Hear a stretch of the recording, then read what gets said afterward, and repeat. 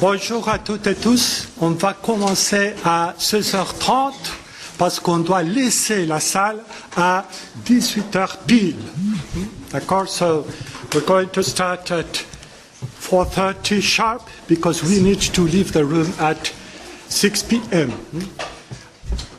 Moi, je vais parler en français avec les deux intervenants en français et je vais parler en anglais avec notre intervenant en anglais. Et j'espère que ça va avec les interprètes. D'accord?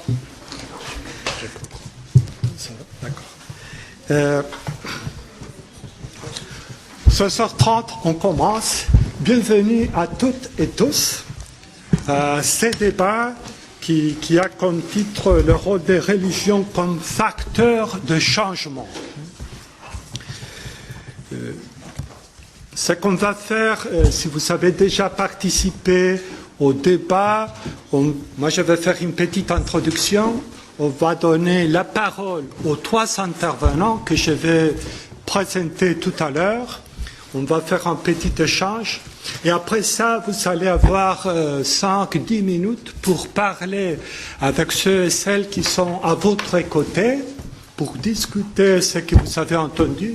Et on va avoir un moment de retour en plénière pour que les trois intervenants puissent répondre ou réagir à vos interventions.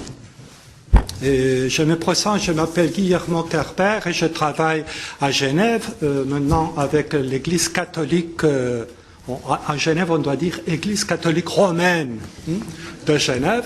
Je n'aime pas dire ça, mais bon, il y a l'Église catholique chrétienne aussi. Et maintenant j'enseigne à l'atelier œcuménique de théologie. J'ai travaillé pendant plusieurs années, presque une vingtaine d'années, au Conseil œcuménique des Églises où j'étais responsable de l'écologie et changement climatique. Moi, j'ai fait ma thèse de doctorat sur l'écologie dans la théologie latino-américaine il y a déjà une vingtaine d'années. Et moi, je suis très heureux d'avoir ces petits débats dans ces grands colloques sur le travail dans la transition écologique et avoir ces trois intervenants que je peux dire tous les trois sont de bons amis. Donc, on va avoir, je commence par l'ordre dans lequel ils vont parler, on va avoir Martin Kopp, qui est docteur en théologie protestante. Il a fait une thèse sur la décroissance.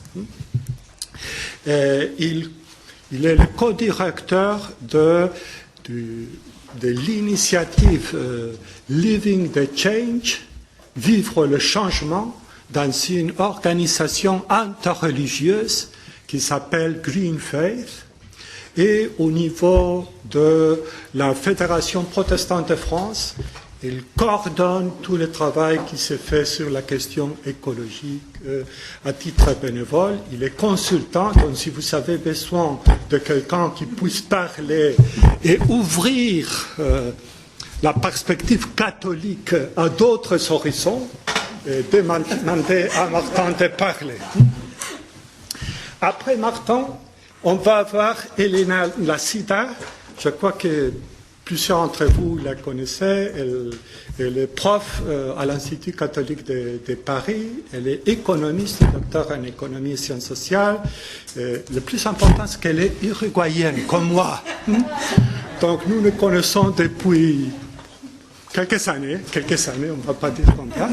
Elle est responsable aussi à la conférence d'évêques de France de tous ces processus de s'ouvrir à ces dimensions écologiques. Le troisième intervenant, on va ouvrir un peu plus, pas seulement vers les protestants au niveau œcuménique, mais vers d'autres religions, et on va avoir le rabbin Abraham Suttendorf, qui a été le créateur de l'Institut Jacob Suttendorf, en honneur de son père. Il a plaidé pour les droits humains et pour l'écologie, et particulièrement l'eau, pendant des décennies au moins. Je ne dirais pas des siècles, mais des décennies, c'est sûr, c'est sûr. Donc, trois intervenants pour évoquer, pour développer une question qui a été présente dans notre colloque ces 2 jours, mais qui, on espère, va être abordée plus concrètement dans ces débats, pas seulement les relations au niveau intellectuel ou académique entre travail, transition écologique et religion, mais qu'est-ce que les églises, qu'est-ce que les religions ont fait dans ces processus qu'on appelle, dans le cadre de ces colloques, transition écologique. Donc, sans me prendre plus de temps, je vais donner la parole à Martin pour commencer. Martin.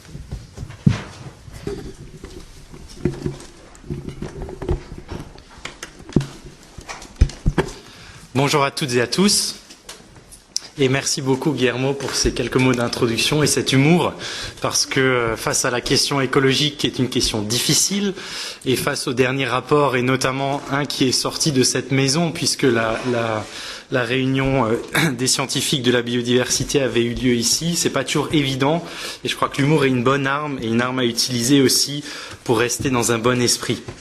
Et je commence par une devinette. Les organisations religieuses sont parfaitement positionnées pour assumer un rôle plus clairement au premier plan dans le gouvernement de la relation entre l'humanité et l'environnement. De qui est cette citation? Est-ce qu'elle est de Maruf Amin, le président du Conseil des oulémas d'Indonésie? Est-ce qu'elle est du pape François? Est-ce qu'elle est de Thich Nhat Hanh, le moine bouddhiste vietnamien que tout le monde connaît? La citation est extraite d'un rapport de synthèse des Nations Unies, du programme des Nations Unies pour l'environnement, qui est sorti ce mois-ci, suite à leur assemblée générale qui a eu lieu à Nairobi il y a quelques semaines, où a eu lieu la première rencontre du réseau Faith for Earth, donc littéralement la foi ou les foi pour la Terre, qui est une initiative du PNUE lui-même, destinée à rassembler les acteurs religieux pour une action écologique ambitieuse. La conscience progresse donc non seulement du côté des religions, mais aussi du côté des acteurs séculiers, et là au plus haut niveau onusien, quant à la capacité des religions d'être effectivement un facteur de changement dans l'urgence écologique. Alors comme je suis le premier intervenant cet après-midi, j'ouvrirai mon propos par une introduction large au rôle des religions face à la crise écologique, et dans un deuxième temps, j'aborderai plus précisément la question du travail à partir de ma tradition propre, parce qu'en 5 minutes, même une seule tradition, c'est difficile, donc le christianisme et le protestantisme. Alors les acteurs du PNUE, je le disais aujourd'hui, mais hier, Christiana Figueres, secrétaire exécutive de la Convention cadre des Nations Unies sur le climat, vers la COP21, ou aussi Nicolas Hulot, lorsqu'il était envoyé spécial de François Hollande pour la planète, ont tous entretenu un dialogue avec les grands représentants religieux. Pourquoi? Il en allait d'abord, et il en va toujours aujourd'hui, d'un regard très pragmatique. Les religions ont des audiences immenses, des réseaux puissants et une influence certaine. Selon le Pew Research Center, basé à Washington, 84% de la population mondiale se réclame d'une tradition religieuse. Il y a évidemment des églises, des mosquées, des synagogues, des temples, dans quasiment toutes les localités autour du globe. 50% des écoles du monde sont gérées par des acteurs religieux, lesquels détiennent par ailleurs 5% de toutes les forêts commerciales, 8% des surfaces habitables et 10% des capitaux des institutions financières.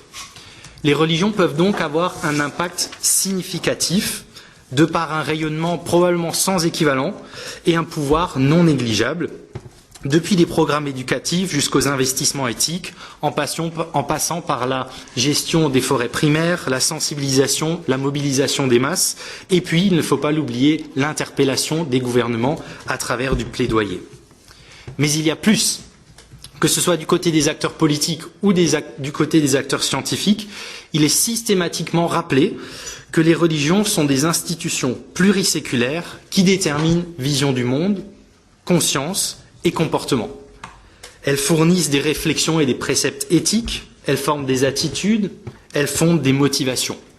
Pour résumer, elles sont pourvoyeuses d'imaginaire et de compas moraux. Or, il semblerait qu'à cet endroit, le monde soit pris en défaut. Et bon, je pense qu'on est tous d'accord entre nous que la crise écologique n'est en réalité pas simplement une crise du faire, mais aussi une crise de l'être. À un niveau plus profond, c'est une crise civilisationnelle, morale et spirituelle.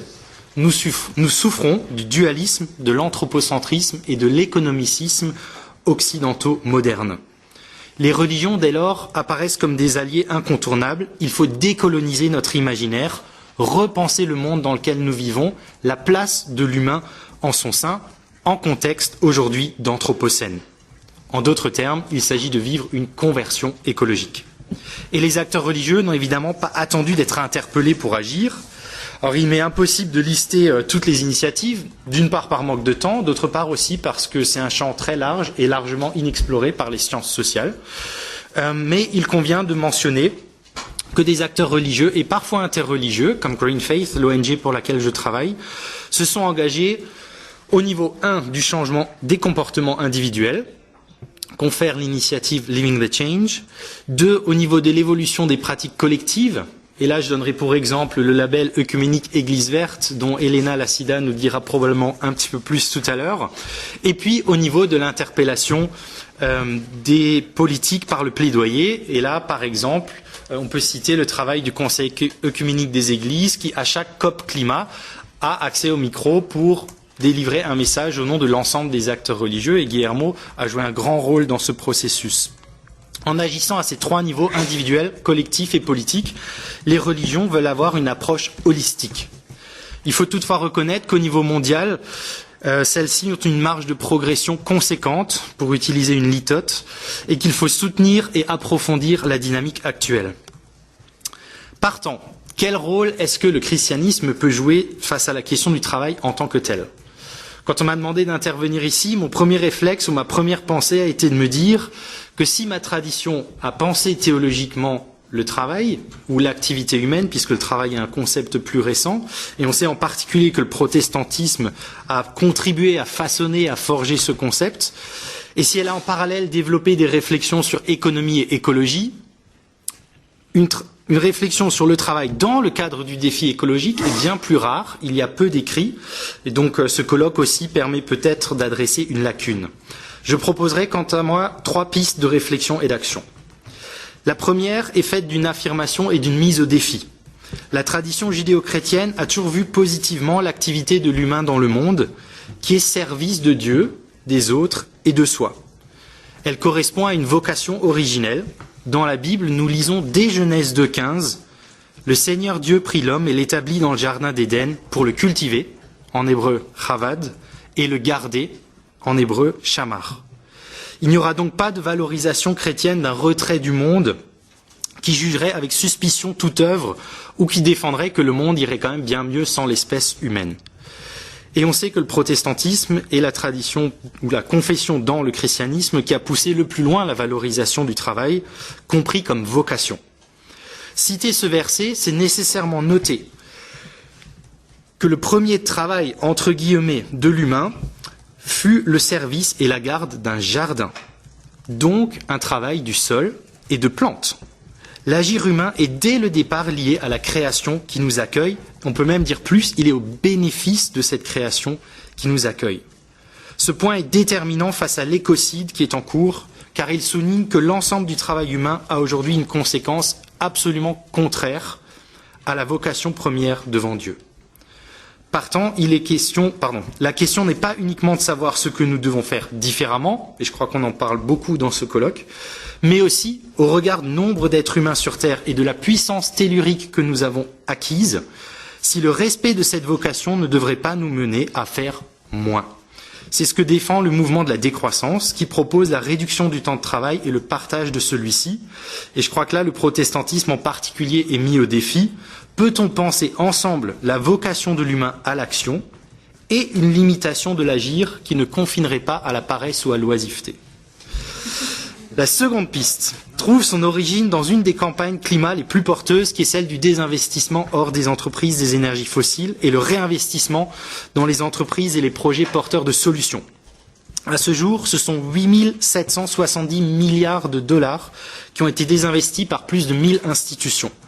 Et parmi celles-ci, le plus gros contingent est constitué d'institutions religieuses, puisque 29% du total sont des acteurs religieux. Et on peut citer, en France, l'Église protestante unie de France, qui a désinvesti à l'occasion de la COP21. Et le message ici est clair, si nous voulons atteindre les objectifs de l'accord de Paris, il faut laisser les énergies fossiles dans le sol et engager une transition rapide et à l'échelle. Ça implique une décroissance de certains secteurs de l'économie et une croissance urgente de nouveaux secteurs, en particulier les énergies renouvelables, l'agroécologie et la reforestation, ce qui va bien sûr de pair avec une perte d'emplois dans certains secteurs et la création de nouveaux dans les seconds.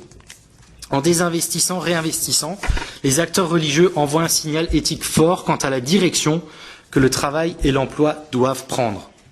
La sortie des énergies fossiles est un impératif moral et les capitaux doivent jouer leur rôle sans chercher une rentabilité particulière à court terme, qui est pour nous idolâtrique, mais le bien commun à long terme.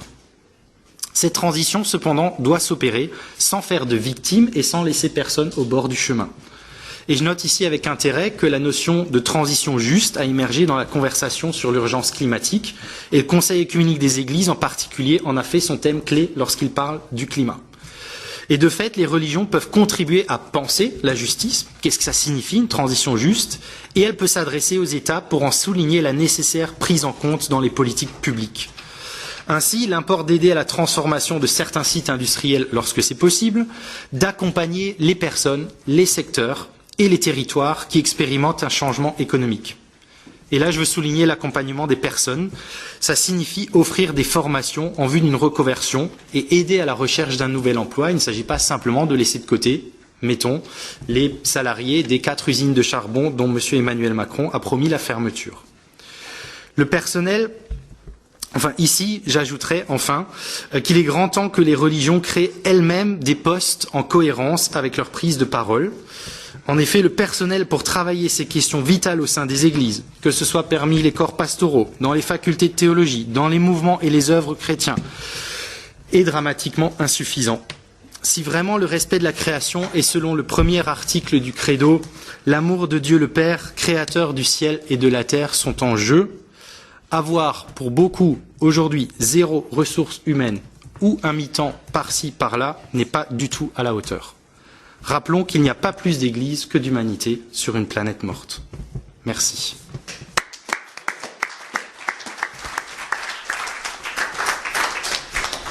Merci Martin pour cette présentation. Merci aussi pour avoir gardé le temps. Moi, j'ai le temps pour te poser une question.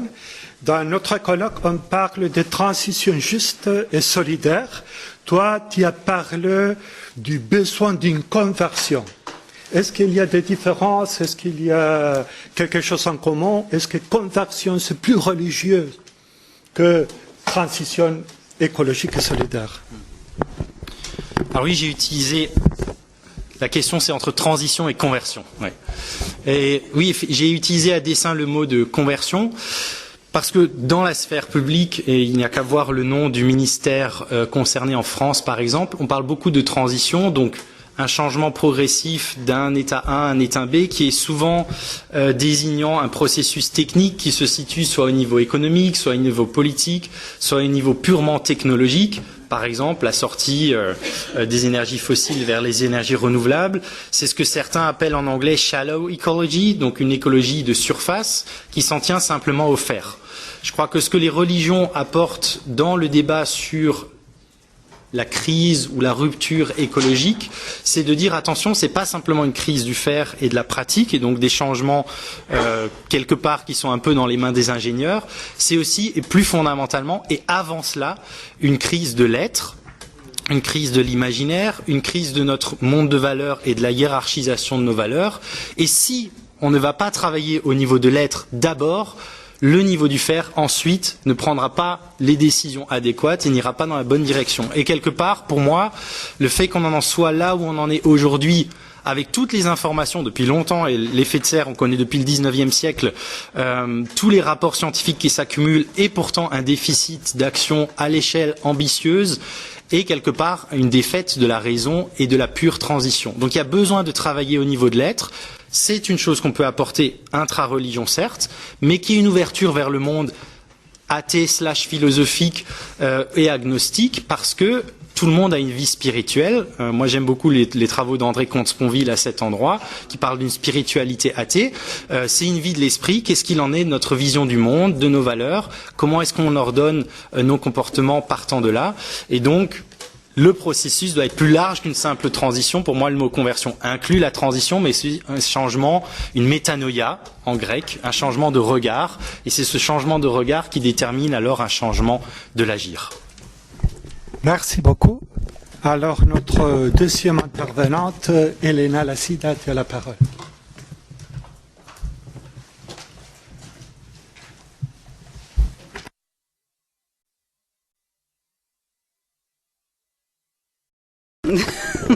Merci. Hop. Merci Guillermo et merci Martin. Alors je vais tout de suite me mettre en dialogue avec Martin et relever un défi que tu as lancé aux religions. Tu disais, et tu viens de le répéter à la fin, que face à la crise écologique, les religions devraient nous aider à changer d'imaginaire, à déplacer l'imaginaire. Tu as même utilisé ce mot de décoloniser l'imaginaire. Et donc, je voudrais juste très modestement autour d'un mot montrer comment un mot qu'on utilise beaucoup, autant au niveau du travail qu'au niveau de l'écologie, que dans les religions, c'est un mot qui peut renvoyer à des imaginaires différents. Et à quel point, justement, le changement d'imaginaire peut nous aider, justement, à changer notre manière d'être présent dans le monde. Et ce mot, c'est le mot de création. Et tu l'as aussi employé. Ce mot de création, voilà, le travail, très souvent, on l'associe à la création parce que le travail, en tout cas en économie, est associé à l'idée de produire un bien ou un service. Donc il y a souvent cet acte de production, on l'associe à la création. Dans l'écologie, évidemment, on parle de création, mais plus en lien avec la terre. Donc la création, c'est la terre. Évidemment, les religions associent cette idée de terre comme création et comme le résultat de cet acte créateur d'une puissance supérieure. Alors voilà, ce mot de création, c'est un mot qu'on utilise beaucoup. Et à quoi ça renvoie cette idée de création? Et je pense que là, je vais rapidement faire appel à deux auteurs très différents, un homme et une femme, des époques très différentes, un théologien, un philosophe, qui tous les deux, en fait, ont, pour parler de ce que c'était la création, l'ont différencié d'un autre mot qui est le même pour les deux cas. Alors, la différence le sens qu'ils vont donner à ce mot création est assez proche, mais il y a des petites différences qui me semblent intéressantes. Le mot de création, ces deux auteurs vont le différencier du mot de fabrication. Et voilà que le mot création peut renvoyer à un imaginaire plutôt de l'ordre de la fabrication ou plutôt d'autre chose. Alors, la première auteure, je commence par la femme, c'est Hannah Arendt qui a différencié création de fabrication. Et elle dit la fabrication, c'est plutôt l'acte c'est comme l'ingénieur. En fait, on a un plan et on met à exécution un plan. Et donc, ce qu'on produit, c'est exactement ce qu'on avait planifié. Tandis que la création, c'est plutôt autre chose. Elle dit la création, c'est ce vide qui permet l'émergence du radicalement nouveau. La création, c'est justement accueillir l'inattendu. C'est quand on fait place à quelque chose qu'on n'avait pas anticipé et qu'on permet que ça émerge. Donc, elle dit, voilà, la création, comme ça, fait penser peut-être à l'idée de création artistique, mais elle le met en lien, elle l'illustre avec une autre pratique que je pense que nous avons tous fait, et même si si nous ne sommes pas des artistes, que c'est le bricolage. Elle dit la création, c'est plutôt de l'ordre du bricolage. Vous savez, quand on fait du bricolage à la maison, c'est pour réparer quelque chose ou pour modifier quelque chose. Et en général, sauf si on est très bon, le résultat final est très différent à celui qu'on avait prévu au début. Eh bien, elle dit c'est ça la création. C'est quand le résultat n'est pas celui qu'on avait conçu en avance, mais qui permet justement de faire émerger quelque chose de nouveau. Donc création, émergence du radicalement nouveau. Et l'autre auteur qui va différencier aussi création et fabrication, c'est saint Thomas d'Aquin. Et donc vous voyez un univers complètement différent. Et alors lui, quand il parle de création, évidemment c'est plus lié à la création de Dieu. Et donc il dit, on pense quand on parle de Dieu créateur, parfois on pense que c'est l'œuvre d'un grand technicien. Et il dit non, c'est pas du tout ça. La création c'est pas l'œuvre d'un technicien. La création, il dit, c'est une relation. Alors je trouve très beau que saint Thomas définit la création comme une relation et dit c'est une relation d'amour. Et donc nous, dans cette terre, on n'est pas appelé à reproduire cette création qui nous a été donnée. Il faut se situer aussi comme des créateurs qui vont justement s'inscrire dans cet acte original d'amour et qui vont continuer la création en termes de relation. Donc voilà, c'est ça être créateur dans cette terre. Donc voilà, ce que je trouve intéressant dans ces deux approches de la création qui sont différenciées de la fabrication, c'est justement la création comme la capacité de déployer sa capacité créatrice et comme l'accueil de l'inattendu, du radicalement nouveau et comme une relation. Alors, si je le mets en lien avec l'idée de travail et de transition écologique, je dirais, voilà, le travail en général, on le pense comme une compétence technique pour produire quelque chose. Et là, c'est de dire, non, il faut penser le travail comme capacité à déployer sa capacité créatrice. Comme voilà, le travail comme capacité créatrice et le travail comme relation. Le travail comme un lieu de mise en relation de chaque personne avec les autres. Et puis, l'écologie également, non pas comme quelque chose qui permet de préserver ou de garder la terre dans l'état actuel, mais plutôt qui permet à toutes les créatures qui habitent cette terre de continuer à être créateurs et à déployer cette capacité créatrice. Donc voilà, je trouve que là il y a une imaginaire de la création qui est complètement différent et je pense que cette différence par rapport à la fabrication est tout à fait intéressant. Alors je vais rapidement, mais on pourra y revenir après, et l'illustrer avec une pratique très concrète que tu as évoquée également, que c'est le label Église verte. C'est un label, c'est un outil qu'on a mis en place en France. Ensemble, les trois églises chrétiennes, catholiques, protestantes et orthodoxes, et à la suite de la COP 21, et en tout cas pour nous catholiques, pour répondre à l'appel de Laudato Si, et que c'est voilà, c'est un outil vraiment, on l'a appelé un label, mais c'est un outil qui passe par un questionnaire avec 80 questions, et que le but c'est que les communautés chrétiennes qui veulent s'inscrire dans une démarche de conversion écologique, ils puissent s'inspirer de ces questions pour voir des idées très concrètes de ce qu'on peut faire. Donc voilà l'outil, on pourra y revenir. Ce que je voulais dire, pourquoi ce label Église verte, pour moi, c'est quelque part, c'est un peu ambitieux de dire ça, mais pour moi c'est vraiment de l'ordre de la création et non pas de la fabrication. Alors pour trois choses. La première, c'est parce que voilà, ce qui je pense a permis de créer cet outil nouveau, c'est avant tout le fait que justement on était trois églises différentes. C'est la différence. Je pense que quand on fait des choses entre des mêmes, on reproduit des manières de faire. Et que quand on est confronté, on est appelé à faire avec d'autres, là, je pense que c'est une opportunité, une chance pour devenir créateur. Donc là, c'est un premier élément qui, je pense, a permis de faire de cet outil vraiment une création. Le deuxième, c'est le fait que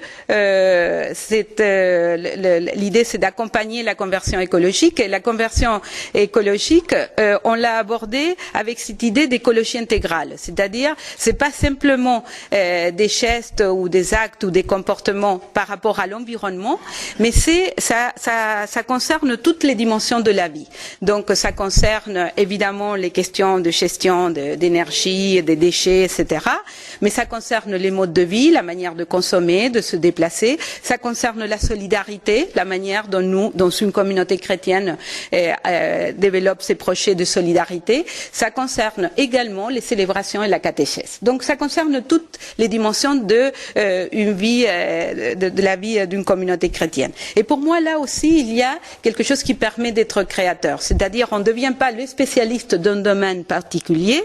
Et le fait de vouloir avoir cette approche intégrale, pour moi, c'est aussi quelque chose qui crée les conditions de base pour être créateur.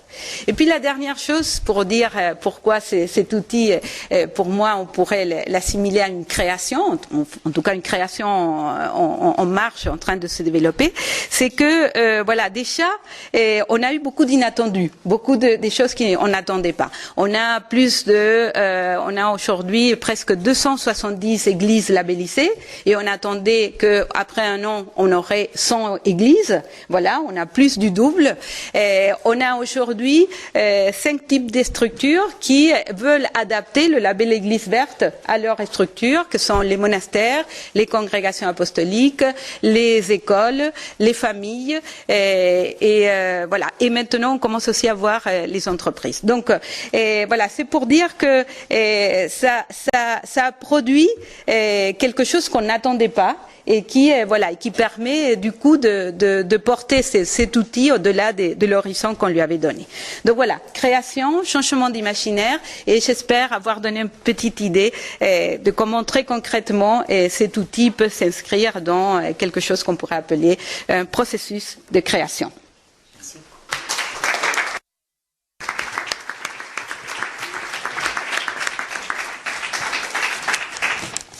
Merci beaucoup, Elena, pour ton apport, pour le temps aussi. Moi, j'ai le temps de te poser une question. Et tu as parlé de la création comme relation pour saint Thomas d'Aquin. Dans ton livre, Les goûts de l'autre, prenez note, Les goûts de l'autre, d'Elena Lassita, je crois que c'était 2013, 2014. Il vient d'être réédité. Donc, il y a une nouvelle édition, augmentée, améliorée. Donc, dans ton livre, tu parles de l'économie comme lieu de relation. Un autre regard sur l'économie. Mais si on regarde de cette perspective des relations de l'économie et les églises vertes. Est-ce que tu peux développer un peu plus? Maintenant, tu dis, on regarde si on peut appliquer le label aux entreprises. Non? Ça veut dire quoi pour l'économie? Cette conversion, transition vers être plus vert. Oui, tout à fait. Je pense que là, il y a un lien, en tout cas pour moi, très fort. C'est que l'économie, justement, on le pense très souvent en termes de fabrication. Et on l'évalue en termes de fabrication, c'est-à-dire du résultat final de ce qu'on produit en termes des biens et des services. Et je pense que l'économie est un excellent médiateur social. C'est le principal médiateur social qu'il y a dans nos sociétés contemporaines, parce que l'économie, c'est toutes les activités qui mettent en lien les personnes les unes avec les autres, même parfois avec des gens qu'on ne connaît pas. Donc l'économie, c'est un lieu de mise en relation. Il n'y a pas d'activité économique sans relation.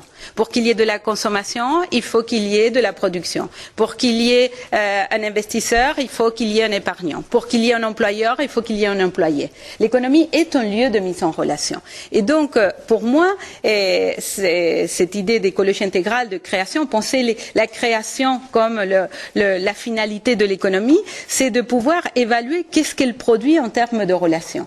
C'est, voilà, pas seulement qu'est-ce qu'elle produit en termes de quantité des biens et des services générés, mais c'est de pouvoir l'évaluer, qu'est-ce qu'elle produit en termes de relations en interne, avec ses salariés, avec les fournisseurs, avec les autres acteurs sociaux, et voilà. Et donc, ça change complètement tout, et je dirais, puisque c'est un peu mon domaine de travail, l'économie sociale et solidaire. Pour moi, la finalité justement de l'économie sociale et solidaire, c'est une économie qui va être évaluée avant tout par sa rentabilité sociale et relationnelle et pas uniquement par la rentabilité financière et matérielle.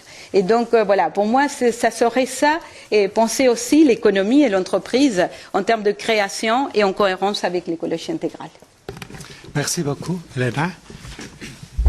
On change à l'anglais, so we shift into English now, and we will give the floor to Rabbi Abraham Sutendorf. So.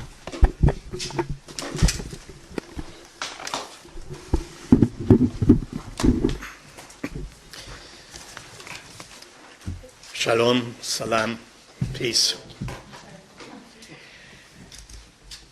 This for me is headquarters of UNESCO, is a place of hope. In March 2000, we, people from different cultures, religions, came together to the final moment of finishing the Earth Charter. And I can tell you that there was a lot of discussion till the last moment. One of them was between indigenous people who were part, who said, you do not understand our language, even at the end. But we came together. The Earth Charter took us 5 years, and it was a collaborative effort. When I think about the first sentence, we stand at a critical moment in Earth history. First document with Earth, not human history.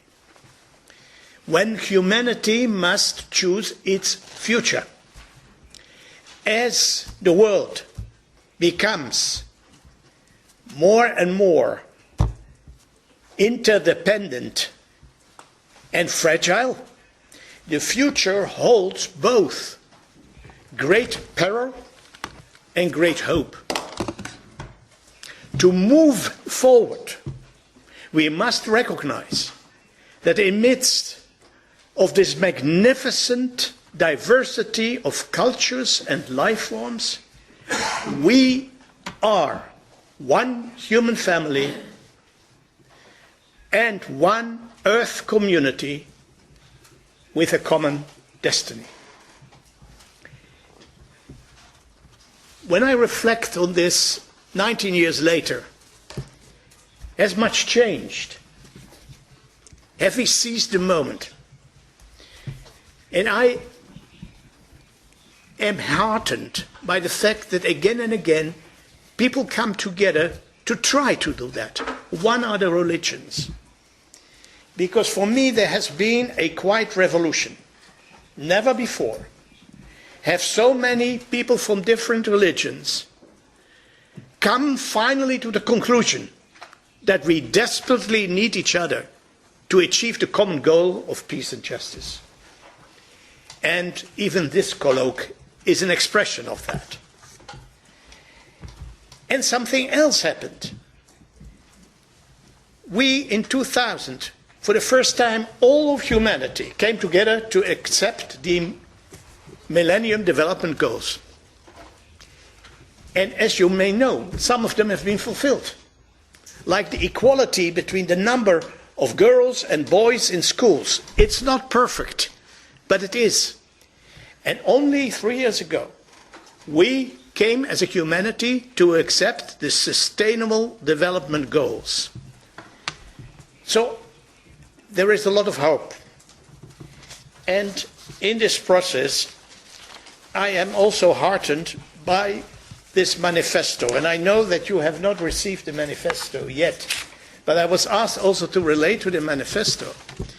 And some of the words that have been spoken will come. The manifesto speaks about promoting work and speaks about not only decent work, but defining work. Work that defines you, that gives you dignity. And I was reflecting also on what you said.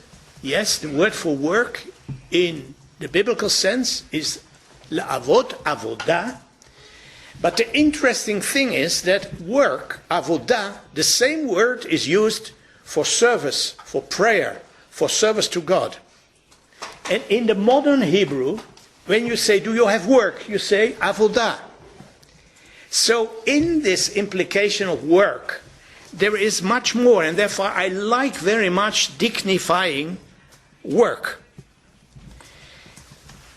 Short-term thinking and acceleration are socially and environmentally detrimental. Everyone has the right to slow down and to enter into relations with other beings, human and non-human. Here we come to your concept of relationship. But it is extremely slow down is also the concept of Shabbat. The concept there is a stop. It's about sabbatical year, the 7th year. In chapter 25 of Leviticus, we just read in the synagogue, we speak about the earth shall celebrate Shabbat. The earth is subject.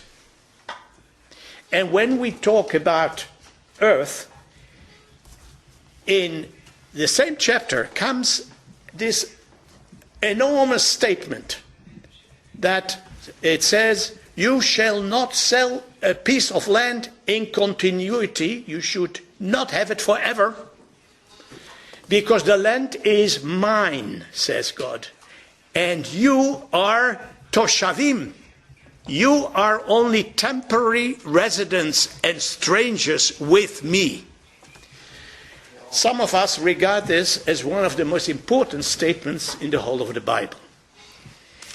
So it is very important that this slow down, and I'll come back to that. I come to, for instance, because I grabbed just a few statements from this manifesto, the ecological crisis rings the end of the belief in creative destruction. We cannot destroy, thinking that everything will be recreated indefinitely.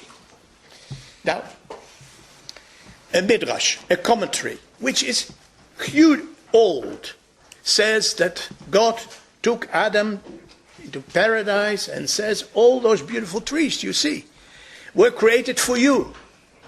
Don't destroy them, because when you do, there may never be someone to put it right again. And to creation, and I take a little bit more now because you used the word co-creation, and co-creation was used. In the beginning of the Bible, there is co-creation, where Na'aseh Adam B'Tzalmenu. In the beginning of Genesis, it says, let us create the human being according to our image. God is a plural. Why?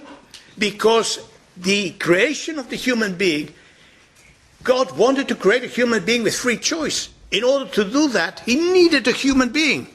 It is you, human being, and I, God. We co-create the human being. And that has its consequences till today. Because tikkun, when you try to put it right or to perfect the world, human being is involved in everything that is happening. Back to the idea of the manifesto. We must aim for a safe and just space for humanity. The space is located between the social floor and the environmental ceiling. Beautiful words. And it means also in the working place that I realize that in Jewish language we find that the things at home become holy. It means that when you have a table and you put bread on the table and salt on the table, the table becomes an altar and the relationship becomes very important. And I realize that in this manifesto, again and again, there is a stress on the fact that the working place can be a holy place. These are not the words of the manifesto. These are my words. But I translate these words here. It says to Moses, as you know in the Bible, Moses sees the burning bush, and God says, put off your shoes because you're standing on holy ground. And then Martin Buber interprets the Hasidic statement, says, put off your shoes because every place you stand on can be an holy place. And I find this notion of the working space as such. We come to a very important also, work should be a place where one can be meaningful relationships with others, human and non-humans, relationships. I know that this, we talked about the ecological, but of course one of the contributions of religion is the holistic one. So we know we are talking about, in the fact of the Earth Charter, respect for the community of life, ecological integrity, social economic justice, democracy, non-violence, and peace. And I want to share with you the definition of peace in the Earth Charter.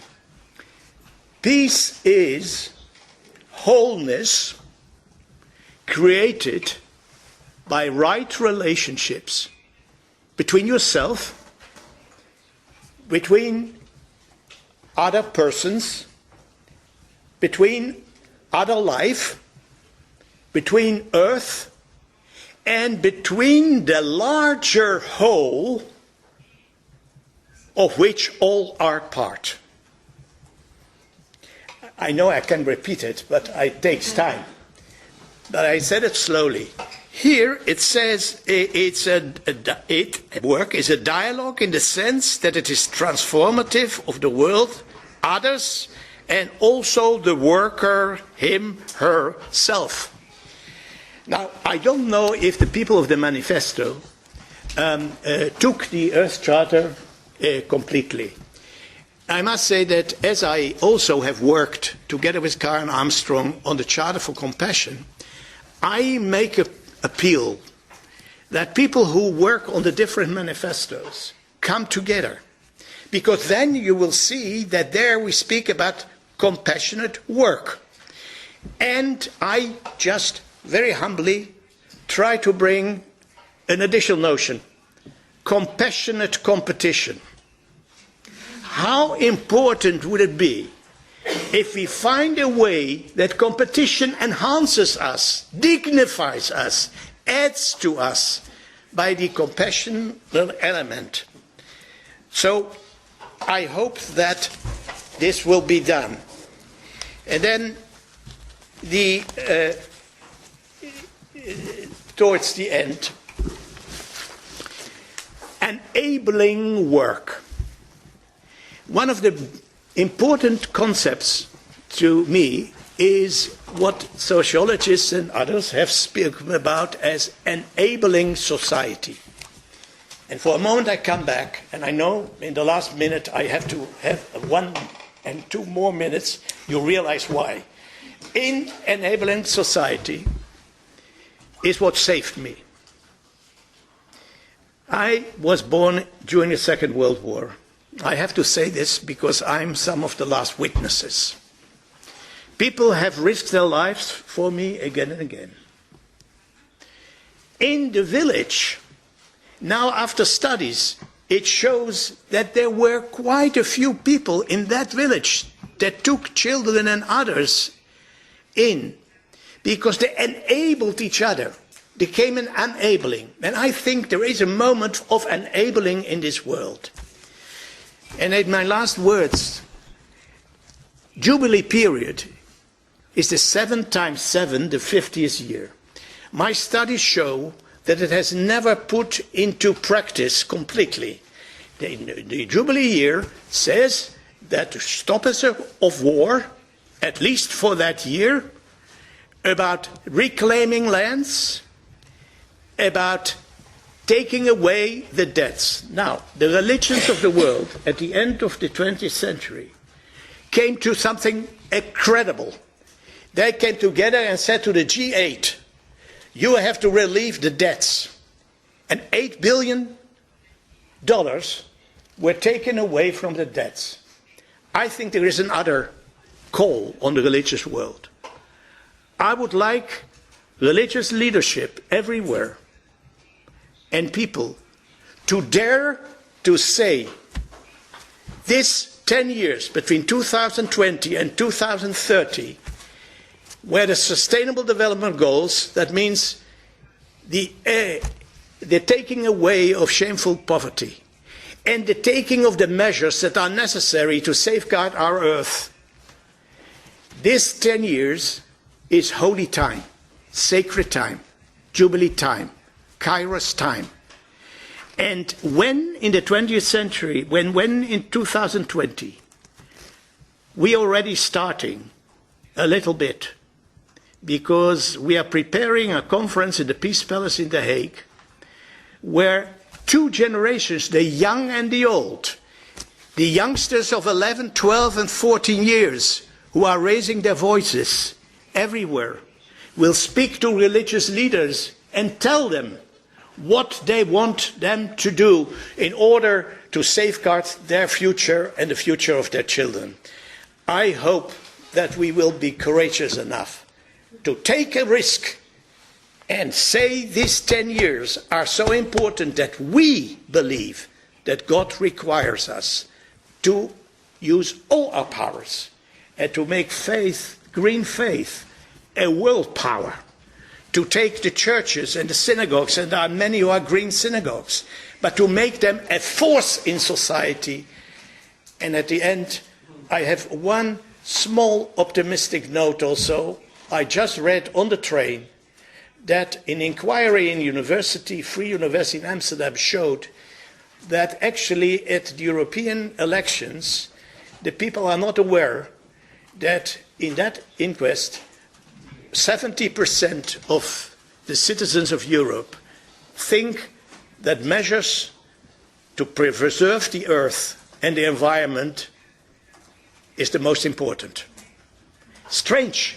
You wouldn't think when you hear the politicians, but there is an undercurrent, and that undercurrent has to be channeled into this moment.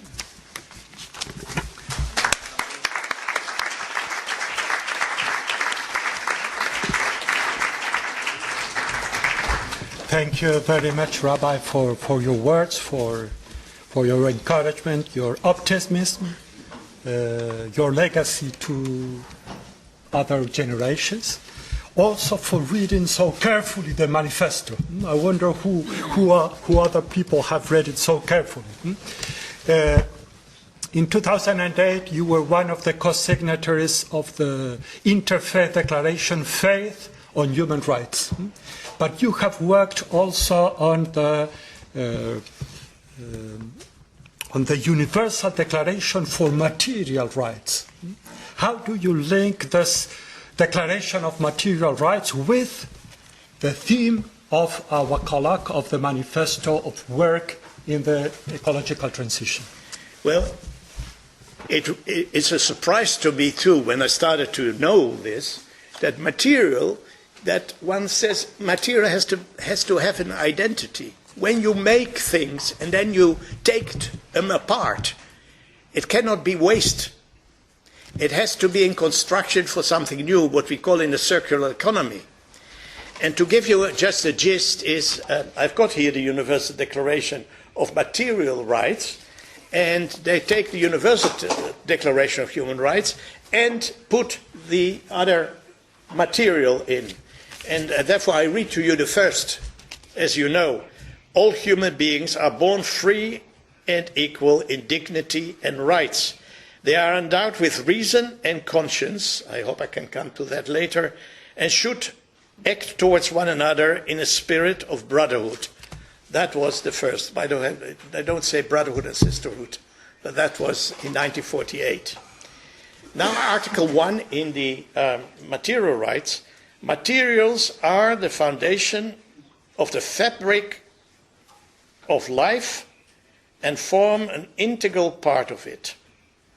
They are endowed with meaning, purpose, and utility, and should be treated in a spirit that extends life itself. Some of that is taken at the moment by architects. There's a whole movement. And being at a colloque in the Vatican a few months ago on food safety and food security and waste, which is up to 40% of everything that we eat, I realized the importance. So it's good to share those values and to see that they do it one-to-one in all the articles of human rights. It's an indication that everything is connected with everything. Thank you very much. Your turn to turn around with 2 or 3, discuss what you have heard, whether you have some reactions. Je change en français, excusez-moi. C'est votre tour de vous tourner jusqu'à votre voisin, voisine, discuter 5-10 minutes et après on va voir s'il y a quelques questions ou commentaires pour les 3 intervenants. Merci. Dans cette séance et puis peut-être dans la séance de tout à l'heure aussi, on a mis en évidence toutes les dérives, les difficultés liées au concept de travail. Et ici, dans cette assemblée, vous avez tous parlé de la Genèse, mais j'ai pas entendu une des phrases qui pour moi me paraît clé et à la base de tout, qui est « Tu gagneras ton pain à la sueur de ton front ». Donc, comment est-ce que vous arrivez, je m'adresse aux théologiens qui sont là, comment est-ce que vous arrivez à marier les deux entre cette phrase de la Genèse et ce qu'on constate à aujourd'hui? Merci. On va prendre plusieurs et après je vous laisse réfléchir aux intervenants à la réponse. Yeah. Thank you. It was trembling to listen to your speech. And to me, I do believe that the church and the gospel can restore the world and the work, not religions. And actually, I expecting that Rabbi, you would like to elaborate a little bit more. Genesis chapter 1, 26, 27, and 28. When God created man, is. And the word rada, mamlaka, is there. God asking human being to take care, to protect, to cultivate the earth. That's work. That means work is the idea of God, not the idea of man. Shockingly, I cannot find the word job in the gospel. There is no word job in the gospel. Job was initiated by the capitalism, but God give work, not a job. But I don't see in the discussion to distinguish between work and job. To me, job is something that you can train yourself to do something, to skill up yourself, and you do something, you are paid. That's job. But work is arrogant service that you are born to become. So the question is, not really the question, but how to distinguish really work and job based on the gospel, and also the Genesis 12 when God said, "Lech lecha" to Abram, to get going yourself. So I hope you could Thank you very much for your intervention. In the manifesto, there is somehow a critique to the definition of the ILO because it equates work with job, no? And it doesn't take into account all the work that is done without being paid. So thank you for your intervention. Est-ce qu'il y a d'autres questions? Des commentaires? Oui, madame. Je vais essayer de parler en français. Je viens du Portugal et maintenant je suis un petit peu... D'accord. Mais seulement pour dire et pour remercier Helena qui est venue plusieurs fois au Portugal avec son livre, Le goût de l'autre, qui est traduit en portugais. Et j'aimerais bien t'entendre parler un petit peu plus des pauvres et de comme travailler comme être co-créateur avec les pauvres en cette conversion écologique et en cet thème du travail et de la justice, parce que je sais que tu es en train de travailler beaucoup cela. Muito obrigado pela sua intervenção.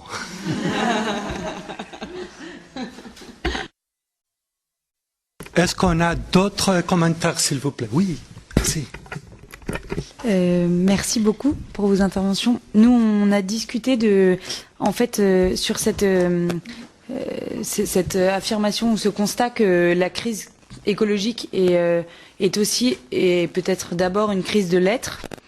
Du coup, on se posait la question concrètement, qu'est-ce que ça veut dire en fait en termes de propositions qui sont faites et voilà, oui.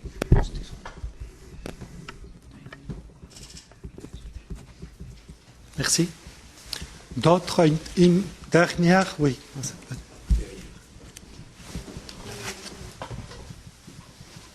Merci, ouais. Merci.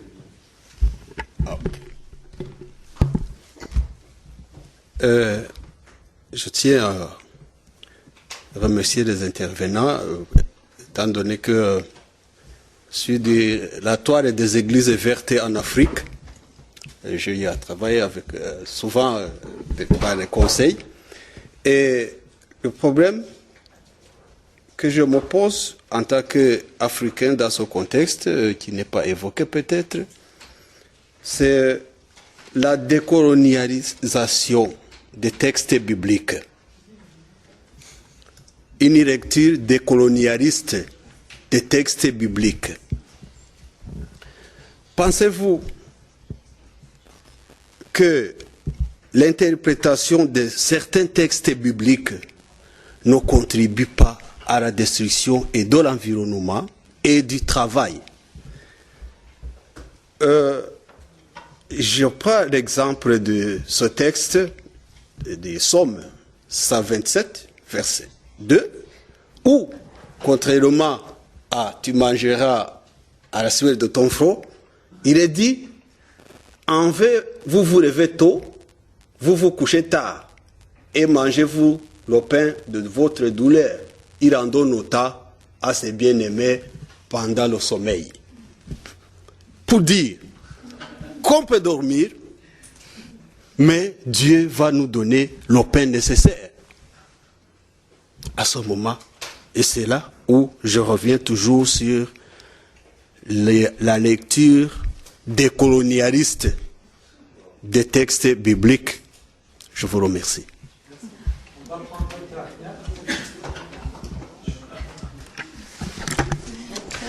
Merci aux intervenants pour vos réflexions très intéressantes. Moi, j'avais une question concernant les nouveaux modèles économiques qui apparaissent avec une forme, on va dire, de marchandisation du corps. Alors, je pense notamment à des sujets assez d'actualité, GPA, PMA, et même, on en parlait ce matin, de dons sanguins rémunérés. Voilà, c'est vrai que ça pose question de dignité dans le travail et voilà, et quelles réponses on peut apporter et en particulier les religions peuvent apporter là-dessus. Merci. Donc, je vais donner la parole aux trois intervenants. Vous devez choisir à quelle question ou bon, vous répondez tous ensemble. Elena, tu veux commencer?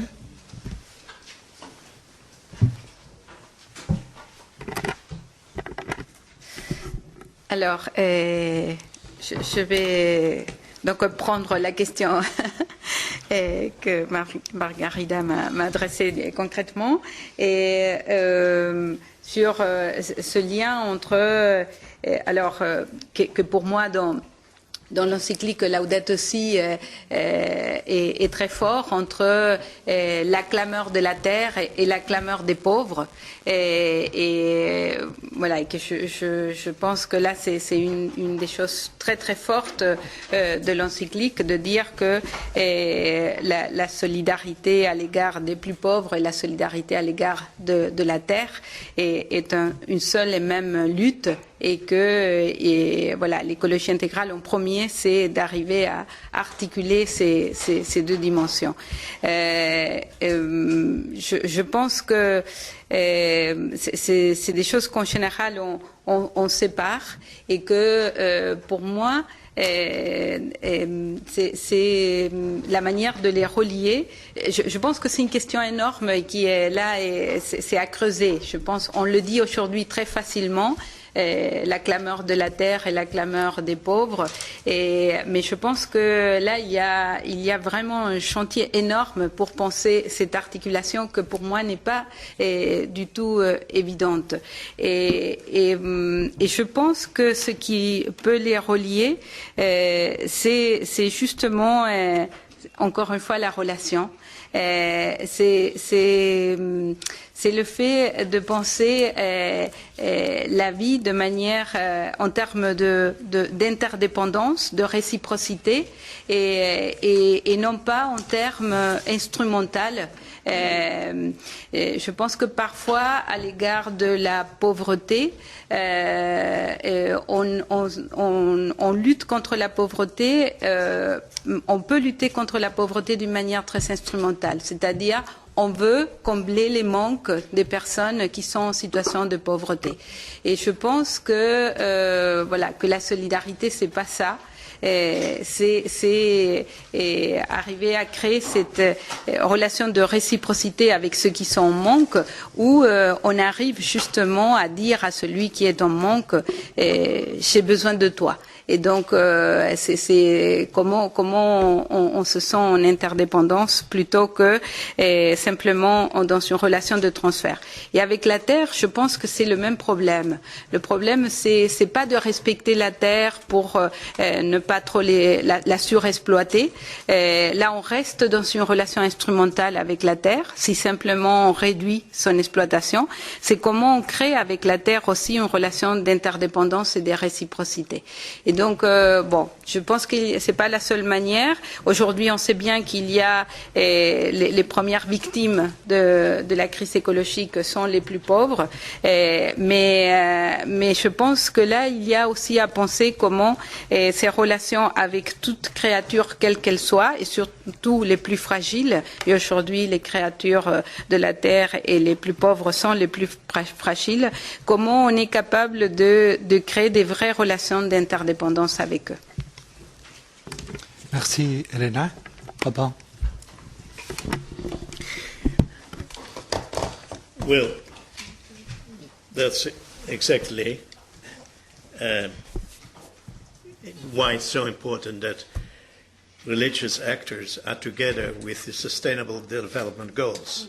Because the Sustainable Development Goals have all those programs on eradication of shameful poverty. And we need these values and this reciprocity. So I stress this again because in discussions it's like we have two worlds. But the secular world has to understand, and I'm sorry about that I'm not speaking in French. I can speak in French, but I don't feel completely, but that should not be a barrier. Now well, you spoke of, I can't answer everything that you said to Abraham Lecha. The human being has to do it himself. And the distinction about the job and work. I would only say that really avodah, the work, and the shmirah, the continuity, has all aspects, which is not only, of course, not only paid work. And to you, and a little bit to you also, that's important, to listen to what the Charter for Compassion says.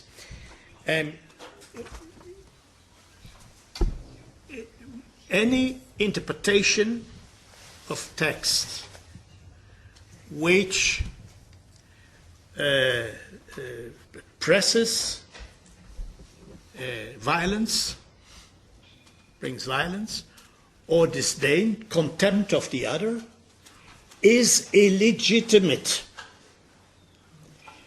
And I find this sentence so important because it shows that interpretations of text, yes, the text and the text have had sometimes a bad influence, also in treating the earth in forms of usage. And it's in all the scriptures. It's in the Bible, it's in the Quran, it's in the Hindu texts. It is for us to interpret it.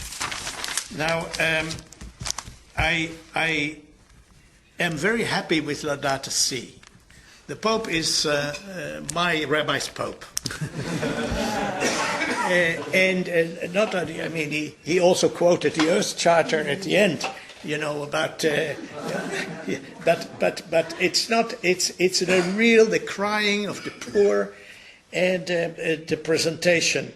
And when somebody is asked about what can you do, you know, what can you do? Well, this magnificent manifesto speaks about a tribunal, the setting up of a tribunal. I would say it a little bit slightly different, but I'm using big words, I know, but I can speak about it at length. I think that what the world needs is, next to the Security Council, a council of conscience. And that we really have to take that seriously. And I can give you one small example. In April, just last month, there was a session of the Security Council about Israel-Palestine. Let me say, for me, between Israel and Palestine, it's a question of right against right, not right against wrong. And we can solve it. And I want to be solved for my Palestinian children, my Palestinian sisters and brothers, my Israeli brothers and sisters. What did the German ambassador do at the Security Council? He invited, of course, all the ambassadors, and they spoke, but only one organization, and that was EcoPeace, an organization that I've been at the birth, where Jordanians, Palestinians, and Israelis work for revitalization of the Jordan River, and now about creating the sun energy, which can be collected in Jordan, which is a huge place for that, bringing it to the Gaza Strip, having desalination techniques that are being developed and have been developed also ecologically. And so he asked them to present this at the Security Council. And suddenly I saw a very small work getting the world attention, because it is important. And let's not forget, we live in a time where a whisper can be amplified. We have all the techniques. We have all the communication. So I just ask you, turn around, EcoPeace, listen to the statement that was made. After that, there is 5 hours of statements by ambassadors. You will get very tired of those statements because they repeat and repeat what their governments have said and safe. But those 3 people, this Dana and Gidon and my Palestinian sister, they show that. So we need something like a tribunal. I call it a council of conscience, something that brings us to senses, because a meeting like this here cannot be the same meeting in 10 years' time. It will be a very different meeting. Paris will be different, Holland will be different, and it will be a situation. So we have to do work. And work in the interpretation of avodah, of the interpretation as you are giving, is so needed, so full of the values. Because if I say finally, if the Sustainable Development Goals have to be achieved by 2030, a huge armies of people are working on it, but it doesn't really reach the heart of the people. And when you talk about the poor, yes, the relationship, because what is poverty? Sorry. Sorry. Thank you. You will have the final word.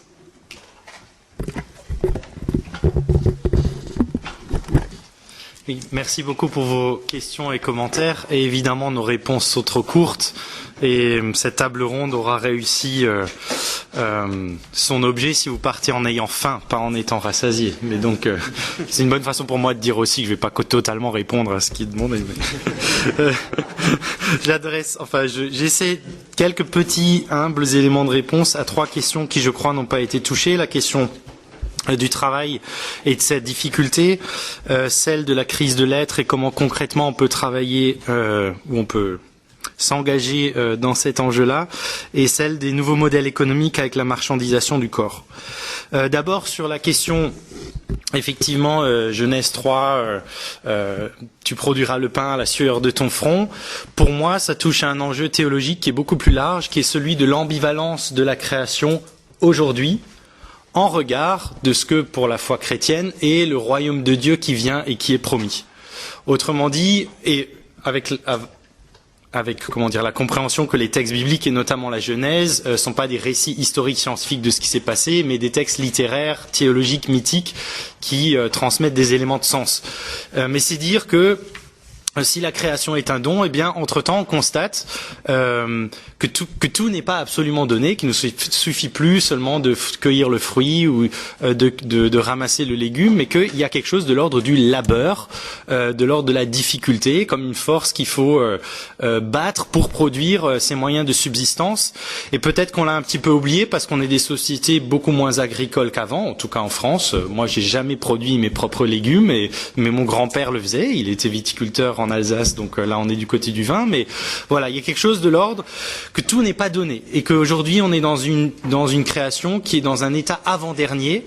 Et dans la théologie chrétienne, alors on parlera de la chute entre guillemets ou du péché, mais la création a quelque chose de l'ordre de l'inaccompli, de l'inachèvement. En théologie on parle parfois aussi de la corruption. Il y a un défaut dans la création.